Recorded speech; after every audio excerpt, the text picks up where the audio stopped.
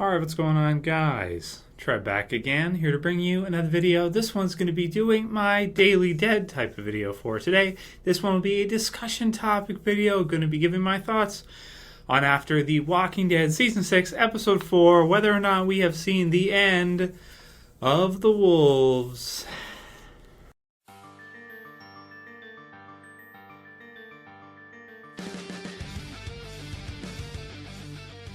Okay, so I want to thank you guys for continuing to send me such amazing questions. I love all the questions you guys ask. So keep sending me what you got. We'll do maybe one or two more before Episode 5 airs for The Walking Dead Season 6. Oh man, what a crazy season. So it's been great. I've been enjoying it a lot. Every episode's been really strong so far. And I think this is an interesting question to start with. So a few people have kind of asked this. And, generally I would say no. And I thought it was a good question to kind of start the Q&A for today with because, we've seen the wolves attack initially, and probably the most interesting thing I think about them so far is how similar they are to Morgan in the flashback. I think it's just really interesting how the wolves, especially if you look at the way they attack and stuff, where they're attacking people with blunt weapons and stuff, spears and whatever else they can find. They could be, axes or just any stuff that you could find in and around people's houses to use hand to hand. Is basically the same as what Morgan was in the flashback when he was totally lost and he's going around, he's killing anybody he sees, even if it's not even like a zombie, like a regular human, even if it's not really dangerous or posing a threat or doesn't want anything to do with him, doesn't want to cause any trouble. So I thought that was interesting. That was a cool twist, and I did like to see that a lot in episode 4. So the end of the wolves, after episode 3, we see the wolf talking to the alpha wolf, so to speak. Talking to Morgan, and he is infected with some kind of cut of some kind. So, is that it? Do we see kind of the wolves' main attack? Was that what was led up to for a half season at the end of season 5 there? And are they done? Is that all that we're going to see from them? I'm going to say no. I don't think so. I mean, if they were kind of finished now, and then you have the alpha wolf, but aside from him, there's nobody else there. All the rest of the wolves are dead because Rick finished off the 5 that ran away, if you remember, in the 3rd episode.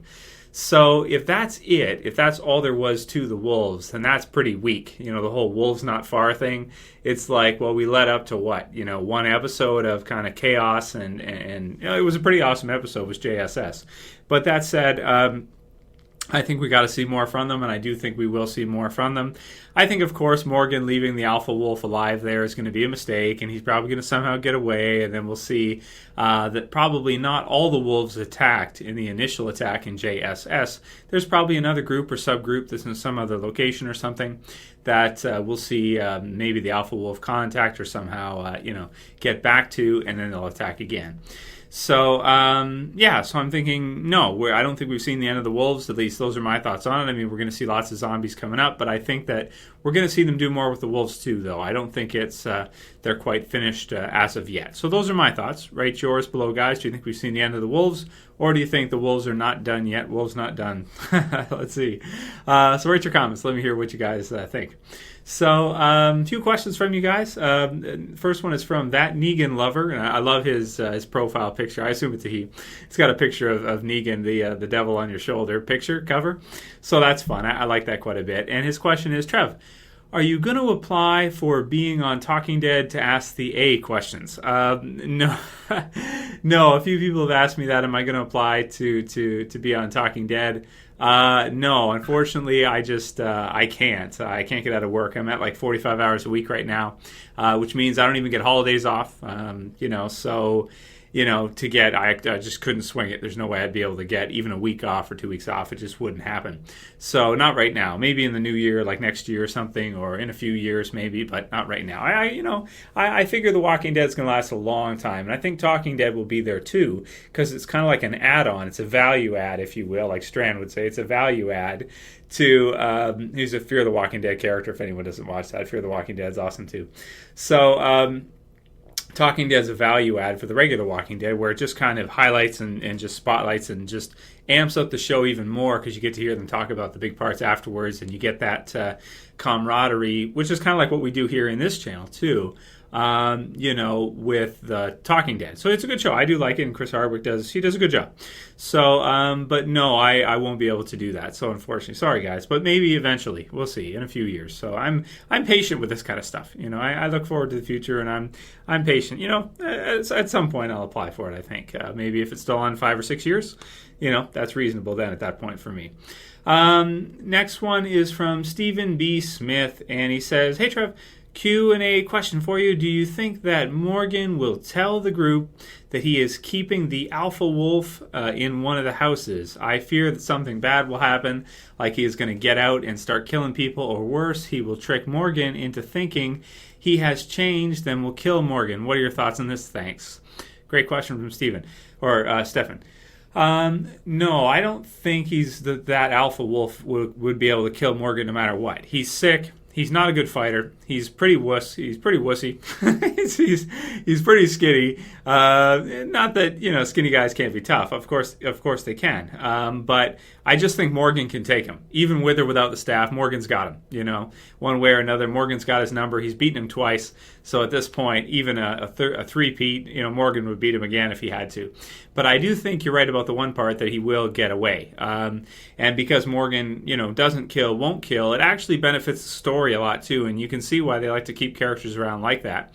Because if everybody was like Rick, where they would kill anybody instantly, it would be really hard to have back and forth in the storyline. Have characters attack and then get captured or something, and then somehow get away. If they just kill them all right away, like Rick would do, it wouldn't be as easy for the writing to work out well. It's kind of like how, remember in season 3 with Woodbury, how a lot of times with the back and forth stuff, it felt a little weird because they have to space it out for a TV series for the season, but yet at the same time, it's like, they're ready to kill each other any chance they get. But then they have an episode where they meet, they have a drink, and they don't kill each other. So it feels a little weird because of that. So it's nice to have a character like Morgan around where you can use him as a plot device to allow a character to live and get away and then, maybe come back, this kind of thing. So it just helps with the writing. I think it makes it easier. Plus, it makes sense for Morgan, too, because he was in a pretty bad state and clear, and I like the direction they went with him, that they need to take him back the other way and make him start to care for people again, and they did it in a good way with the flashback episode. I liked it. Next one's from Omar Graves, and he says, "Hey, Trev, Lennie James was cast in a starring role for a movie by Ernest Dickerson. Do you think this means he will be killed off this season?" Shit, man, I hope not. I hadn't heard that, so thanks, Omar. You've got some great... Omar always lets us know some great info, and in his questions. And, geez, man, I hope not. Well, Lennie James is a workhorse, though, right? So he's always doing stuff. I mean, he's always got like 4 projects a year on the go, and ridiculous, BBC shows and movies and whatever the hell else, TV shows and stuff he's doing. AMC show, Low Winter Sun, and different stuff like that. So...